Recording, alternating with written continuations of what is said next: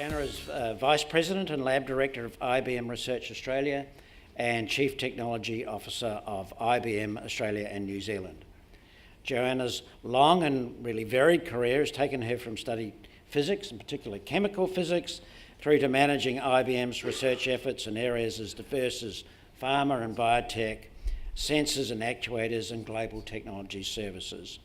She's most recently made the news just a couple of weeks ago with the announcement that she's leading IBM's Australasian push to amp up its R&D in cognitive and artificial intelligence. Please welcome Dr. Joanna Batstone.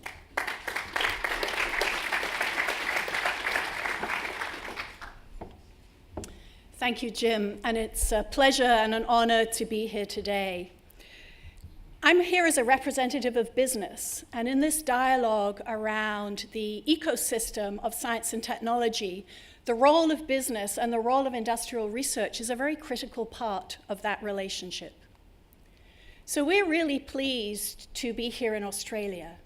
IBM Research has been in existence since 1945 as a corporate research institution, but we chose to open a research lab here in 2011 in support and in partnership with the State of Victoria and the Commonwealth Government to really drive a focus on how can we drive this linkage between industry, industrial research, academia to advance the scientific agenda. So we opened the doors to the lab in 2011, and the focus really within the lab today, about half of our work is around healthcare and life sciences. And the other half of the focus area, which Jim just alluded to, is a focus around cognitive solutions and artificial intelligence. But all of this as an industrial research lab means you have to be grounded in deep science. Even in industry, we focus on world-class science. And so for the IBM Research Corporation, our investments as a division of research mean that we measure our success as scientists in the same way that scientists in academia measure success. We look for awards, we look for impact, we look for the value of science, but also the translation of science. So one of these national medals of technology that you see up here on the chart is actually a biomedical application that resulted from a scientist in our labs experimenting one day with eczema dye laser technology. And in fact, to determine that you could use dye lasers to cut cartilage, in this case, the Thanksgiving turkey in the United States. And that actually led on to a number of inventions around surgical applications of laser technology, resulting in what we now know as LASIK technology. So fundamental science in the lab is an experimentation. It's the application of new ideas to solve new business challenges. And it's also a partnership with a broader ecosystem around technology. So one of the roles of any research in industry and in this ecosystem of partnership between industry and academia is really to look at new ways of doing things, new styles of applications, new ways of interacting with technology, and new techniques for technology design. And that requires this partnership. So let me give you some examples. Many of you will know that our cognitive computer, Watson, won the game of Jeopardy. You may wonder why I'm referring back to something in 2011, but the game of Jeopardy actually was a game of science. It required deep investment in fundamental computer science techniques. It required investments in machine learning and natural language understanding. It required investments in developing new techniques for high-performance computing. And it required us to reason and learn and understand natural language and text in an interaction style that was a dialogue between the person and the machine. And those early experiments around reasoning and inference required us to advance the fundamental state of the art of artificial intelligence technologies machine learning, and more recently deep learning techniques in order to play a game show. Playing a game show is interesting. It required us to advance the technology, but ultimately, what you want to be able to do is to translate those advances in scientific capabilities for computer science into the world of business. And that's where this notion of translation really comes in. So I'm going to give you some definitions here of how we look at cognitive systems, and then some examples of what we're doing both here in Australia and around the world to leverage what is in essence computer science now applied to the world of industrial applications. So you may ask, well, what's the difference between a cognitive system and a regular programmable system that most of us who grew up with computer science would think about? And the key difference is this focus around moving from a programmable, rules-based world into a cognitive world where systems learn and interact and reason. One way to think about this is to think about systems modeled after the way the human brain works, and in fact to look for advances in technology that now mimic the things that human beings are really good at. So we're moving into a world with cognitive systems where those systems sense and learn and interact in the way that we humans sense and learn and interact, grounded in technology. So these cognitive systems move from programmable rules-based into learning-based systems. It's a key difference as we think about the future of technology.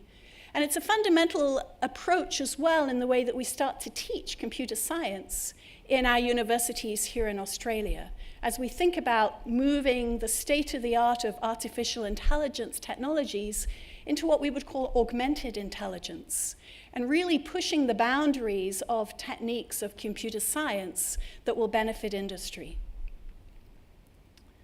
So let me give some examples of why this is relevant. So in the world of healthcare and life sciences, one of the first industry applications that we then took this scientific advance with our What's in Jeopardy machine was around the language of medicine. So we've been focused on interpreting and understanding the language of genomics, being able to interpret and understand millions and millions of medical literature articles. For those of you in the field of medicine, any clinician or researcher amongst us, it's impossible to keep up with the volume of material that's published every day in PubMed, SNOMED, other journals and aggregating systems. So we need to be able to develop computer systems that can interpret that data and drive new insights from those data sets. And cognitive systems will enable us to learn the patterns in language, to learn the patterns in medicine that enable us to focus on developing new insights and potentially new opportunities for, in this case, new cancer treatments, for this particular example here around glioblastoma. So I was recently, just last week, at the Rare Cancers Forum in Canberra in Australia, talking with a number of researchers and clinicians around how can we really leverage new insights, driving new techniques in computer science into the translation of those techniques to make fundamental changes in the way that we can treat and care for people in Australia. So an example of that more locally here, one of the focus areas for our lab here in Melbourne is around melanoma. Cognitive systems and machine learning typically focus on structured and unstructured data, text-based data, clinician notes, information from all of these medical literature articles. But the language of medicine is actually also heavily dominated by the world of medical imaging.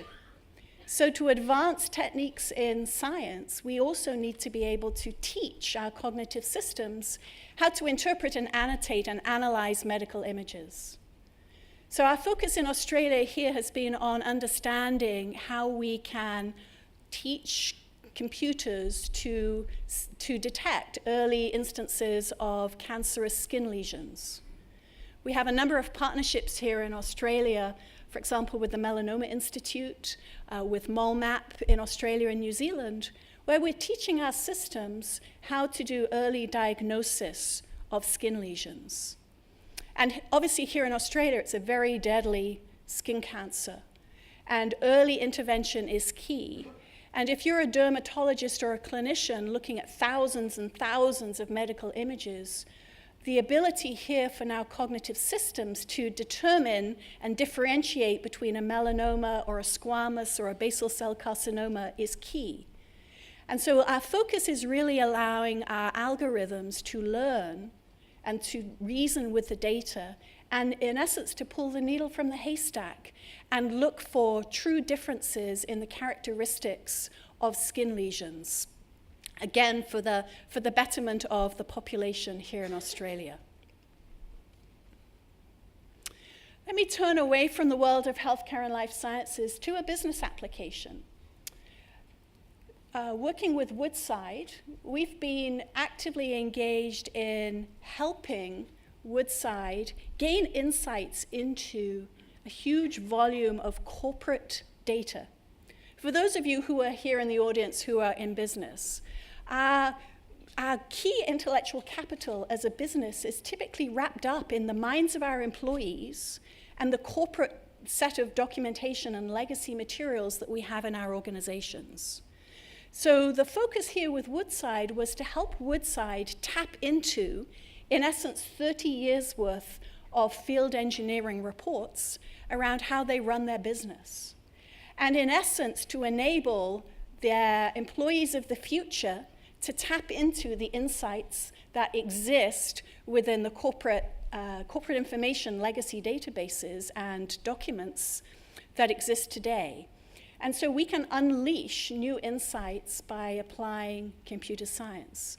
But it's a clear partnership here between a very clear business application and need and the opportunity for technology to make a difference in transforming that world of information insight. I'm going to step outside of Australia for a moment and talk about China. One of the reasons here is that this is another interesting partnership example of research with government, looking at novel ways to solve something that's critically important for the environment and the health of the individual, as well as the ecosystem within China. And this is a physics experiment in essence, working with the government of China in the city of Beijing. Many of you may know that the smog levels in Beijing can be really bad. And this creates public health impact. It also creates impact across the city and across businesses within the city in terms of employer and workplace productivity. But smog, in essence, is caused by particulates in the air. And so the physical analytics modeling of smog enabled us to be able to predict bad smog days or low smog days, and in fact to drive policy changes within the city of Beijing around prediction based on the weather of a bad smog day or a low smog day. But in essence, it's about physics, and it's about understanding the physics of small particulate matter in smog that requires us then to investigate opportunities to improve the air quality, which then has direct relationships into the world of public health and the ability to predict the wellness of the population.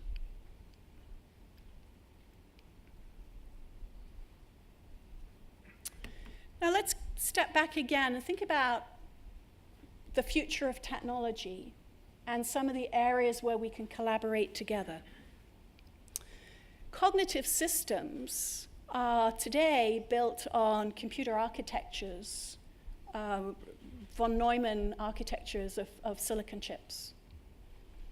Now, the brain itself is, in essence, a computer. Information in, information out. The brain itself is a very low power computer architecture chip. So one of the future opportunities that we are looking at and that we see a lot of opportunity here for in Australia is in essence the linkage between understanding the physiology and neuroscience and information engine of the human brain and enabling us to model new computer architectures of the future. And we call these neuromorphic systems, brain-inspired computer architectures.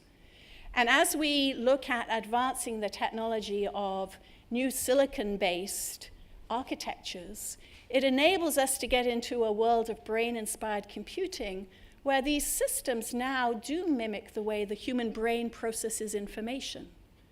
So you can imagine that a neuromorphic system would be really, really good at pattern recognition. As we look around the room, the human brain is really good at spotting the face in the room that we recognize. How can we teach computers to be as good at pattern recognition and visual analytics as the human brain?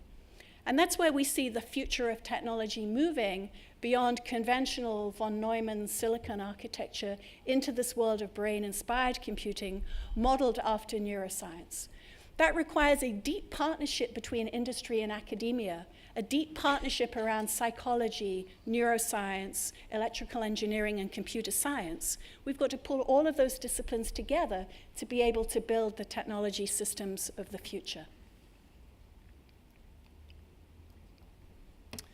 Another example of future technology directions, and one where I feel Australia has a really leading position, is in the world of quantum computing.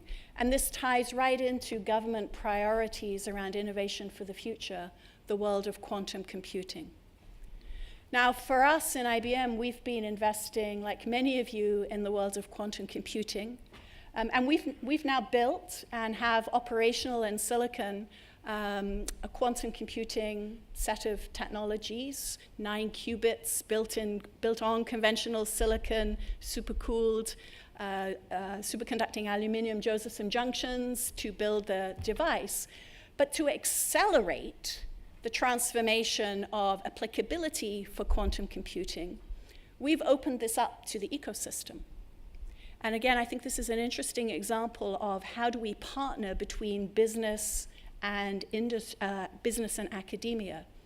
So we've in essence enabled you to be able to access our quantum device through our cloud and enable university researchers to write algorithms against our quantum system to look for new opportunities and new applications to take advantage of quantum technology. And I think this opening up of the ecosystem here to experimentation, to enable researchers to explore different techniques, to look for business applications of quantum technologies, is a clear way that we can drive this partnership between academia and industry forward. This was phenomenally successful. We were blown away at the rate of adoption that we saw with university researchers leveraging our techniques. In fact, within the first 3 days of opening up our quantum technologies onto the cloud, we were seeing papers submitted to really high-profile academic research publications with the results that they had already realized. And this is an area, quantum technologies, this is an area where I believe fundamentally the Australian nation is leading with world-class science around quantum technologies. And so very exciting to see how this technology translates over the next few years.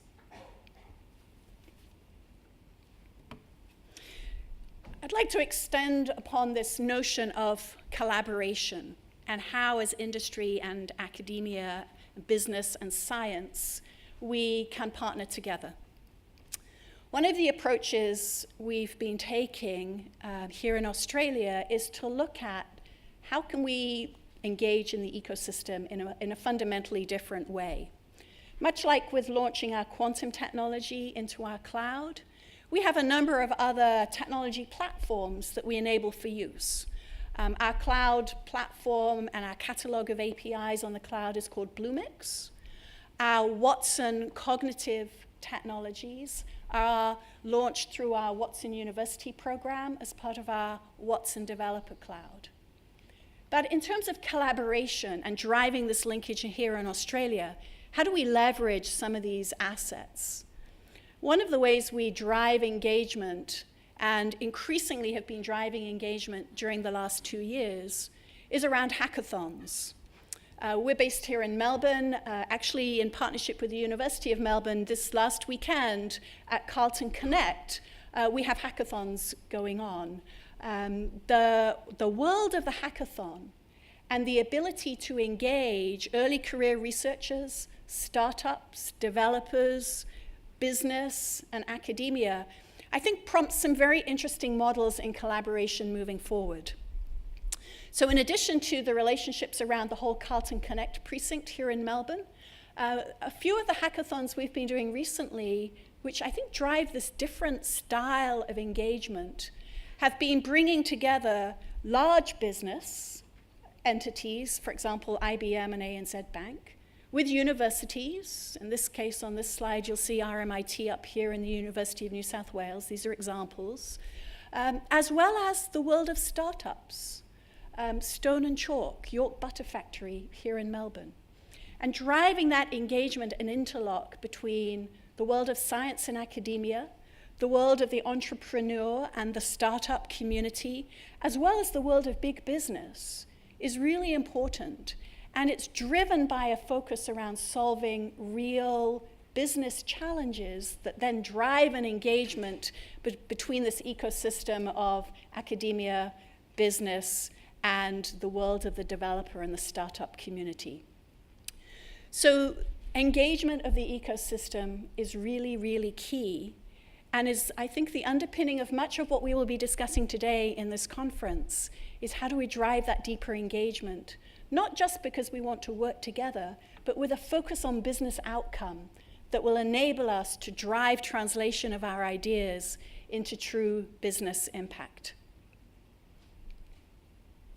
So I'd like to close there and continue the dialogue through the day around what does it mean to do great science in the context of great business.